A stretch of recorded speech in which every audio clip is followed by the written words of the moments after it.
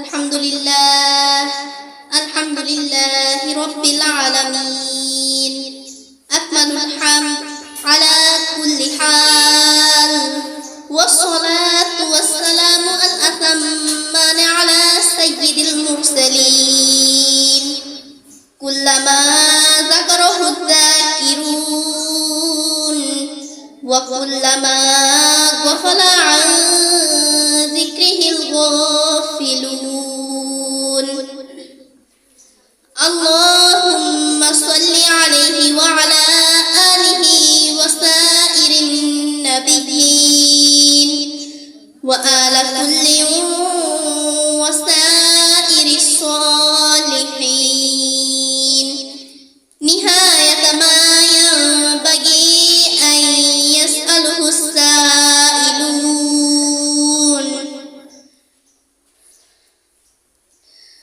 অত্র মাদ্রাসার সম্মানিত শিক্ষকবৃন্দ, আজকের এই সমাবেশে আগত শ্রদ্ধাভাজন অতিথিবৃন্দ এবং আমার ইলম পিপাসু প্রাণপ্রিয় শিক্ষার্থীবৃন্দ, আপনাদের সবাইকে আসসালামু আলাইকুম ওয়া রাহমাতুল্লাহ। আমি এখন আপনাদের সামনে হাশরের ময়দান সম্পর্কে সংক্ষিপ্তভাবে কিছু কথা উপস্থাপন করব। আপনারা সবাই আমার কথাগুলো খুব মনোযোগ সহকারে শুনবেন এবং ওই অনুযায়ী নিজের জীবন গড়ার চেষ্টা করবেন। হাশর শব্দটি আরবি, এর শাব্দিক অর্থ হলো একত্র হওয়া। সারা পৃথিবীর মানুষ নিজ নিজ আমলের হিসাব দেওয়ার জন্য যে সমতল মাঠে একত্রিত হবে তাকে মাহশার বা হাশরের ময়দান বলা হয়।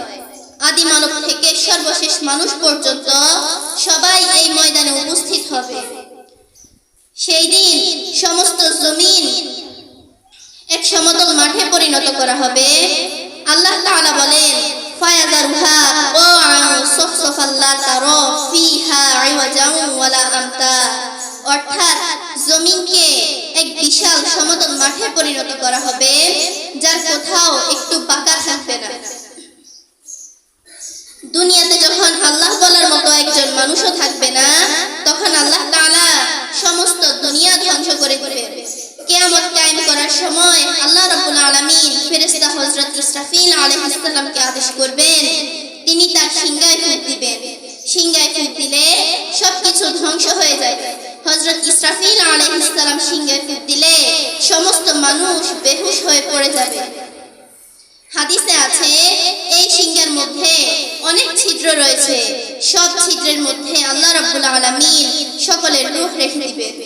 অন্য এক হাদিসে এসেছে, হযরত আনাস ইবনে মালিক রাদিয়াল্লাহু তাআলা আনহু থেকে বর্ণিত, তিনি বলেন, রাসূল সাল্লাল্লাহু আলাইহি ওয়াসাল্লাম বলেছেন,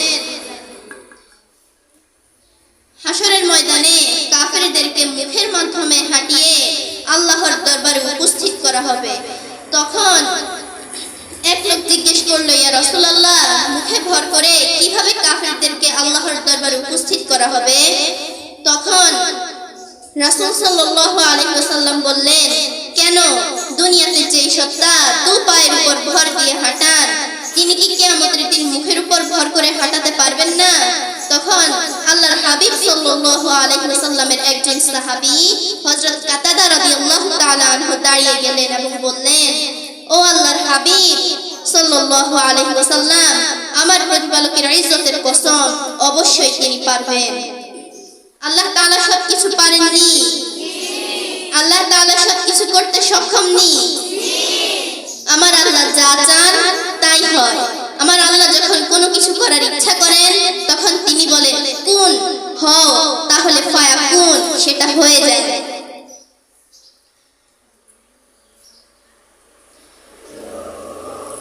হাশরের ময়দানে কাফিরদের অবস্থা কেমন হবে?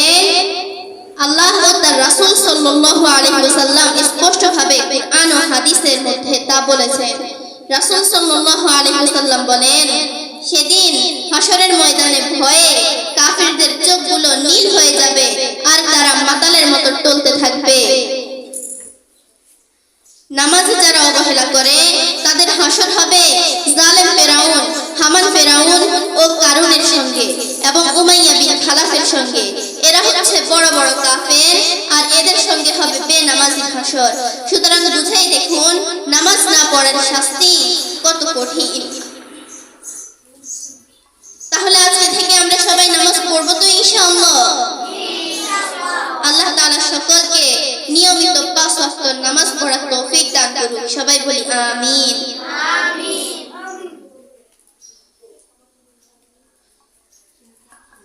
রাসূল সাল্লাল্লাহু আলাইহি ওয়াসাল্লাম বলেন, জাহান্নামীদেরকে যখন জাহান্নামে নিয়ে যাওয়ার জন্য কাতারবন্দী করা হবে, তখন জান্নাতীদের এক ব্যক্তি তাদের পাশ দিয়ে যাবে। তখন এক জাহান্নামী বলবে, হে অমুক, আপনি কি আমাকে চিনতে পারছেন না? একদিন আমি আপনাকে পানি পান করিয়েছিলাম।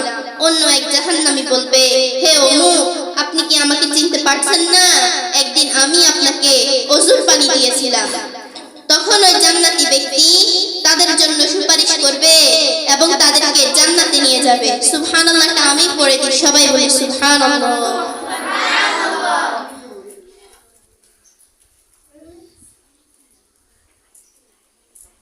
এবার শুনুন হাসরের ময়দানের একটি আনন্দের ঘটনা, আল্লাহর অসীম দয়া ও মায়ার আশ্চর্য সুন্দর একটি ঘটনা।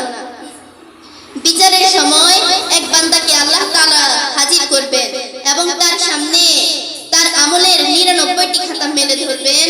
একটি দুইটি নয়, একে একে 99টি। তাতে কোনো নেক আমল নেই, নেই তো নেই, একেবারে নেক আমলের ছায়াও নেই। আছে শুধু বদ আমল আর বদ আমল, যেন দুর্গন্ধ আর দুর্গন্ধ।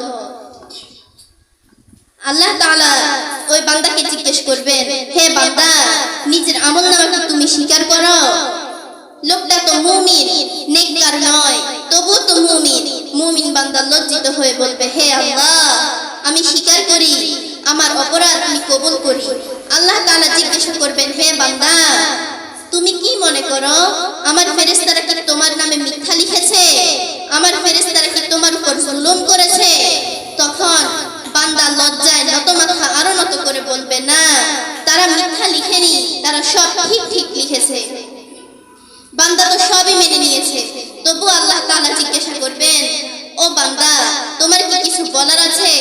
তখন বান্দা আরো নত হয়ে বলবে, না, আমার কিছু বলার নাই, আমি বড় অপরাধী। আল্লাহ তাআলা তখন কাগজের একটি টুকরা দেখিয়ে বলবেন, বান্দা, এখানে তোমার একটি মাত্র নেক আমল লেখা আছে। একবার তুমি মুহাব্বতের সঙ্গে কালিমা পড়েছিলে, বিশ্বাসের সঙ্গে কালিমা পড়েছিলে। এখন তোমার নেক আমল ও বদ আমল ওজন করা হবে। দেখো ফল তোমার পক্ষে যায় না বিপক্ষে। বান্দা তো আর জানে না আল্লাহ তার জন্য রহমত ও মাগফিরাতের আয়োজন করছেন।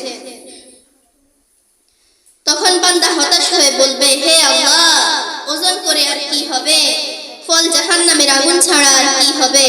আমাকে জাহান্নামে পাঠিয়ে দিন। তখন আল্লাহ তাআলা বলবেন, তা তো হবে না, ওজন ছাড়া তো বিচার হবে না, বিচার ছাড়া তো ফয়সালা হবে না। আমি তো আমার কোনো বান্দার উপর জুলুম করি। তখন মিজানের এক পাল্লায় বান্দার সমস্ত গুনাহ রাখা হবে। গুনাহের পাল্লা তাতে যেন মাটির সঙ্গে লেগে যায়। তারপর ওই যে একদিন বিশ্বাসের সঙ্গে ইখলাস ও মুহাব্বতের সঙ্গে কালিমা পড়েছিল, তা অন্য পাল্লায় রাখা হবে। বান্দা তখন অবাক হয়ে দেখবে কালিমার পাল্লা ভারী হয়ে নিচে নেমে গিয়েছে, আর বদ আমলের পাল্লা হালকা হয়ে উপরে উঠে গিয়েছে। জাহান্নাম থেকে মুক্তির আনন্দে, জান্নাত লাভের খুশিতে আত্মহারা হয়ে বান্দা তখন বলবে, তোমার শুকর হে আল্লাহ, তোমার শুকর। সুবহানাল্লাহটা আমি পড়ে দিই, সবাই বলি সুবহানাল্লাহ।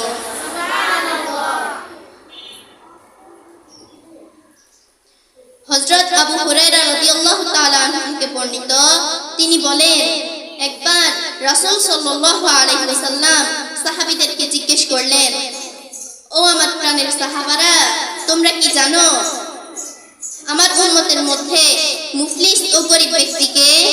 তখন সাহাবীরা বলল, হে আল্লাহর রাসূল, আমরা তো জানি যার থাকার মতো কোনো বাসস্থান নাই, যার কোনো ধন সম্পদ নাই, সেই গরীব। তখন রাসূল সাল্লাল্লাহু আলাইহি ওয়াসাল্লাম বললেন, আমার উম্মতের মধ্যে আসল মুফলিস ও গরীব ব্যক্তি হলো ওই ব্যক্তি যে কিয়ামতের দিন অনেক নেক আমল নিয়ে আল্লাহর দরবারে উপস্থিত হবে, কিন্তু শেষে দেখা গেল সে পাপের বোঝা মাথায় নিয়ে জাহান্নামে প্রবেশ করবে।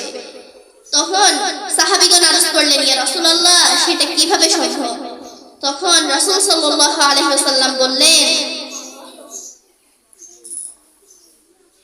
ওই ব্যক্তি আল্লাহর দরবারে অনেক নেক আমল নিয়ে উপস্থিত হবে। তার নামাজ রোজার কোনো কমতি থাকবে না, তার নেক আমলের কোনো কমতি থাকবে না। এদিকে দেখা গেল সে অন্যায়ভাবে কোনো মুসলমানকে হত্যা করছে, কাউকে গালি দিছে, কারো আমানতের খেয়ানত করছে। কিয়ামতের দিন ওই সকল লোক আল্লাহর দরবারে তার বিচার চাইবে।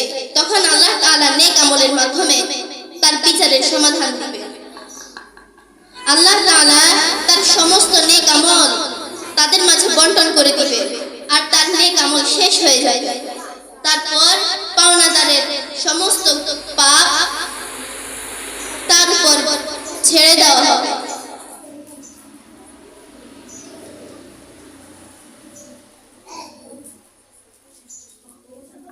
এবং তাকে জাহান্নামে নিক্ষেপ করা হবে। দুনিয়াতে বিচার হয় টাকার মাধ্যমে, আর আখিরাতে বিচার হবে নেক আমলের মাধ্যমে। হযরত মুআয ইবনে জাবাল রাদিয়াল্লাহু তাআলা আনহু থেকে বর্ণিত, তিনি বলেন, রাসূল সাল্লাল্লাহু আলাইহি ওয়াসাল্লাম বলেছেন, যে ব্যক্তি মিথ্যা সাক্ষ্য দিয়ে তওবা না করে মারা যায়, কিয়ামতের দিন হাশরের ময়দানে কনকনালি কাটা অবস্থায় তারা হাশরের ময়দানে উঠিবে। একটি সম্প্রদায় মুখ থেকে জিহ্বাহীন ও মুখ থেকে পুঁজ পড়া অবস্থায় কবর থেকে উঠিবে। তখন তাদের সম্পর্কে ঘোষণা করা হবে যে এরা সত্য সাক্ষ্য গোপন করিয়া মিথ্যা সাক্ষ্য প্রদান করেছিল। পিতামাতার মনে কষ্ট দানকারী এবং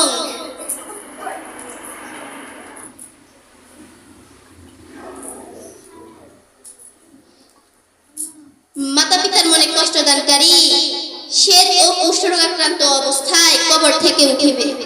আল্লাহ তাআলা আমাদের সকলকে হাশরের ময়দানে তার আরশের ছায়াদানে ধন্য করুন। আমরা সবাই বলি আমিন।